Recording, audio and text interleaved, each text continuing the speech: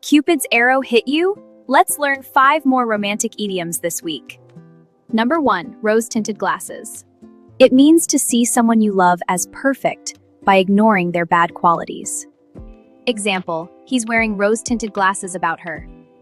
Number 2, old flame. It means ex-boyfriend-girlfriend from the past. Example, I saw my old flame at the party. Number 3, walk on air. It means feel extremely happy because of love. Example, after the kiss, she walked on air all day.